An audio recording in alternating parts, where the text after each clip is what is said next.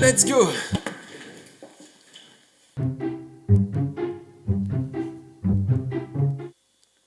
On est bon?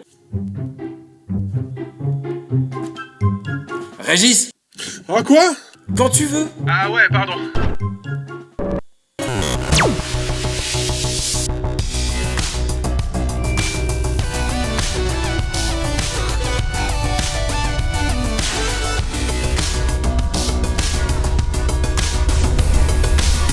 Bon, comme d'hab, mes chers amis, on commence cet épisode... chez vous. Je commence à comprendre pourquoi t'as perdu 1000 abonnés cette année. Ouais. Nous allons nous rendre dans la ville natale d'un grand monsieur, Mathieu Semet. T'es coincé en 2014?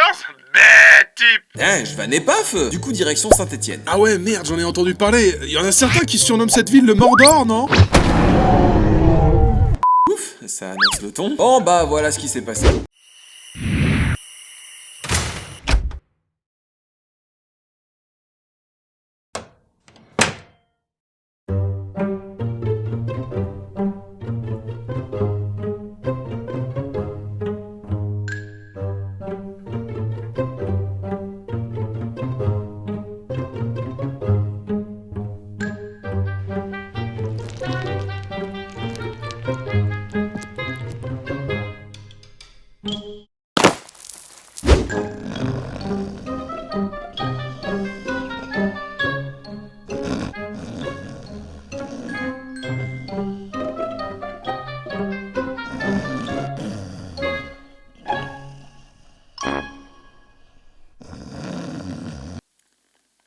Plus le temps passe, et plus ça s'aggrave.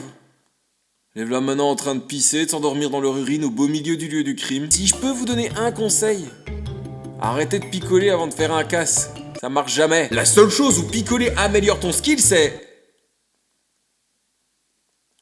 Je le cherche encore, je te tiens au courant. En mettant de côté notre scène d'illustration pour cet article, en fait, le mec est arrivé dans le salon en passant par le garage des propriétaires.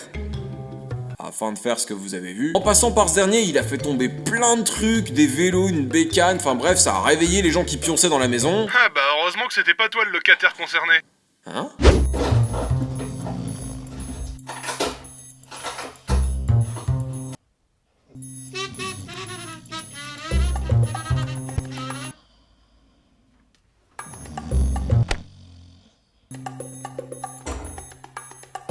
Non mais c'est bon, je crois qu'il est parti.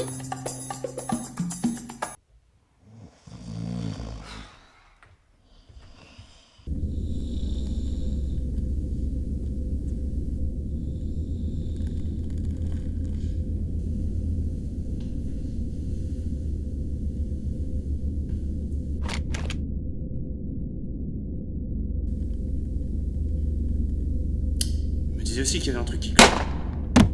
T'as mis le temps aujourd'hui? Putain, j'avais même pas calculé, lol. Donc, forcément, le mec s'est fait arrêter par les flics. Ce qui veut dire que le propriétaire a retrouvé ce gars à moitié à poil dans son... N'empêche, je me demande quel genre de trou de balle ne pige pas que picoler avant de se lancer, c'est le pire paramètre au monde. À part lui... Un vilain McLaren. Sacré coup, boss! Allez, en avant. Tout d'abord, faut neutraliser le système de sécurité. Spike, tu te souviens du plan? Putain, mec! Tu désactives l'alarme! Ah, je sais faire ça, moi. Putain, t'es sérieux? On t'a engagé pour tes capacités d'électricien! Bah ouais. C'est bon, pour qui tu me prends? J'y vais. Mais t'es sûr de toi, hein? Oh putain, le con! Oui. Excusez, vous auriez pas une petite pièce, s'il vous plaît? Alors, ces derniers temps, je sais pas pourquoi, l'espace ça fait buzzer. D'où? Pendant des années, ces engins qui nous emmènent dans l'espace ont toujours eu généralement une forme... Cylindrique? Eh bien, pas selon le collectif féministe allemand Verbruchte Feminismus. Oh non, elles sont quand même pas... We are living in a time of a global pandemic. Oil and electricity prices are soaring, and the climate crisis is threatening our very existence. Meanwhile, billionaires are flying into space in rockets shaped like male genitalia.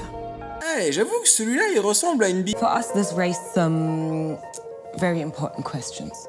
Shouldn't space be for everyone? And is a phallic-shaped rocket really the best way of getting there? We want to restore gender equality to the cosmos. Du coup... So we've decided to revolutionize space travel forever. Introducing the Vulva Spaceship. Non, pas jugé. Mais c'est bien ça, oui. Un projet pour lutter contre la forme phallique des fusées. Elles veulent proposer une forme vaginale pour le vaisseau. Je sais pas quoi dire. Alors attention, je suis pas là pour dénigrer leur projet. Et c'est pourtant ce que tu vas sûrement faire, même en faisant ton max pour pas le faire. Mais est-ce que c'est une priorité pour nous aujourd'hui? La guerre en Ukraine, la hausse des prix, la crise sanitaire. Enfin, on a des fusées en forme de vulve, donc ça va. Le pire, c'est que cette initiative est pas si conne. Combien de fois les gens ont dû se dire « Waouh, c'est vrai que les fusées, ça ressemble à des bons gros chibres ». Pas beaucoup. Non? Moi, pour ma part, je me suis jamais dit ça. Mais après avoir fait leur plaidoyer, j'avoue que je vois plus que ça maintenant. T'as vraiment gloussé, toi, derrière ton écran? Enfin, heureusement que les féministes ne voient pas de forme phallique partout autour d'elles. Ah, je me ferais bien une soupe ce soir. Qu'est-ce que je vais mettre dedans? Ah, mais bien sûr! Gros porc! Après, je me dis que si leur projet voit le jour, ça pourrait changer le monde à jamais.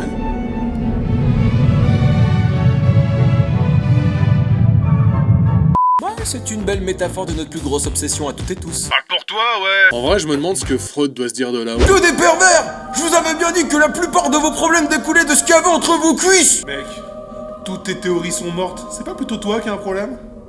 La ferme! Hein? C'est moi qui vois des zizi partout et qui propose des grosses vulves en guise de vaisseau? Hein? Ouais, ils survivraient pas dans notre monde. Oh, faut que j'embarque tout de suite sur un vaisseau!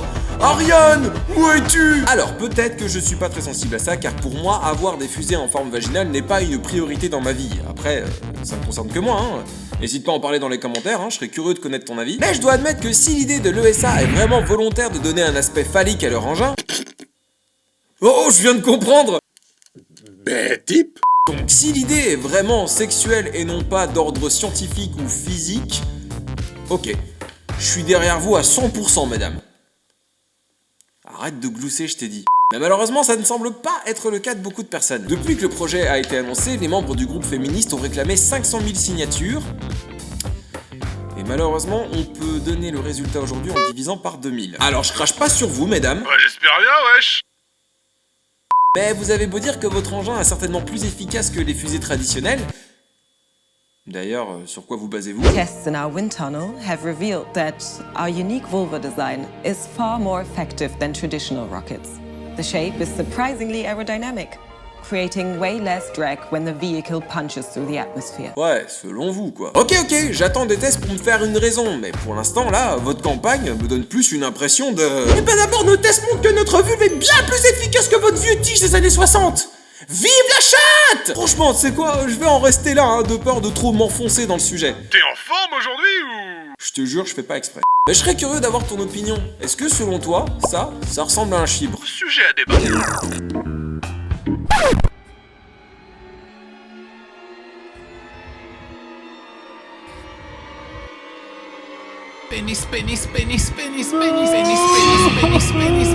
Alors, on a parlé d'un braquage en mousse aujourd'hui, d'une vulve interspatiale. Le braquage. C'est ce que j'ai dit. Un braquage en mousse, une vulve... Le braquage. Bah, le braquage au deuxième round. Alors, le troisième article se passe dans... Pays se situant à l'ouest du globe, adepte de culte de la malbouffe, père fondateur de l'idiocratie, mais innovateur dans le domaine du divertissement, à tel point que le monde entier plagie ses concepts sur internet ou à la télévision. Je suis... Le Québec! Putain de merde. Direction Middleborough dans le Massachusetts, se retrouvait une gamine qui a eu les réflexes les plus improbables par rapport à la situation devant laquelle elle s'est retrouvée.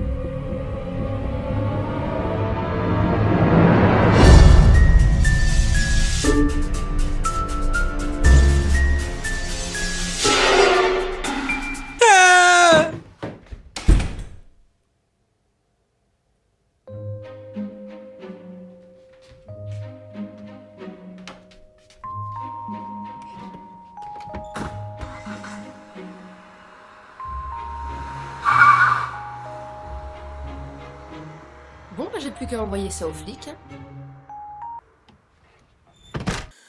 Je me demande, entre le mec qui s'endort dans son urine et le gars qui fuit en voyant la gamine de 14 ans, qui serait le plus pathétique? Putain, mais quel génie!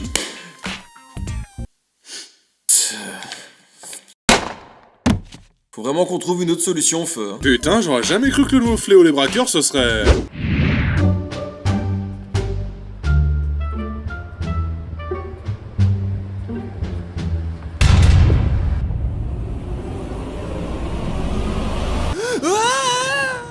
Du coup, grâce à la vidéo qu'elle a filmée depuis sa fenêtre, elle a filmé la plaque d'immatriculation du voleur, elle a pu l'envoyer aux flics et ces derniers ont pu l'appréhender et l'arrêter. Et elle a dit quoi la gamine? Qu'elle n'avait pas réfléchi et qu'elle a agi sur le coup de l'adrénaline. Elle a vraiment eu du cul, ouais. Ok, on arrive au point de chute pour votre saut, préparez. Let's go!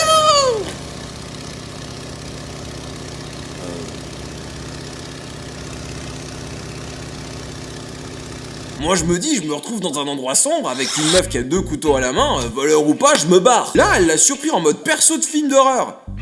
Moi je prends des notes, hein, la prochaine fois je sais ce que je vais faire si je me fais braquer. Vu ton budget costume, ça promet.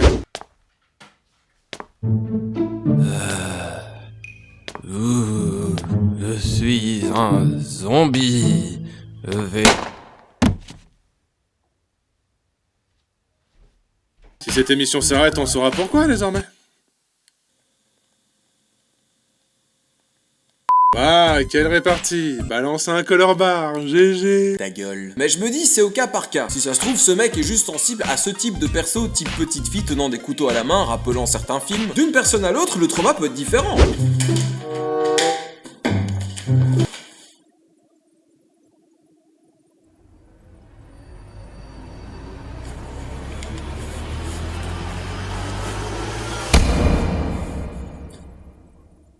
Mon fils, tu as péché.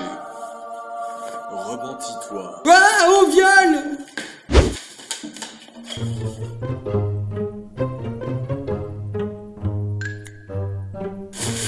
Bonjour, vous auriez un instant? Vous connaissez UNICEF, Oxfam ou Action contre la faim? Voilà, l'épisode 77 du journal du Micmac est à présent terminé, merci à toi de l'avoir regardé jusqu'au bout. N'hésite pas à nous rejoindre sur cette chaîne YouTube en t'abonnant ou en partageant la vidéo, ça nous aidera énormément. Si tu souhaites nous envoyer des articles ou nous suivre, tout est dans la description. Et si tu souhaites participer à la production de cette émission, n'hésite pas à balancer une petite pièce dans le chapeau sur Tipeee. Je vous remercie beaucoup, prenez soin de vous, à bientôt sur internet, salut! Qu'adviendra-t-il de Neku? Régis va-t-il retrouver son ancienne apparence? Ce bouffon de stagiaire va-t-il finir par comprendre que ça fait 5 ans qu'il se fait canarder?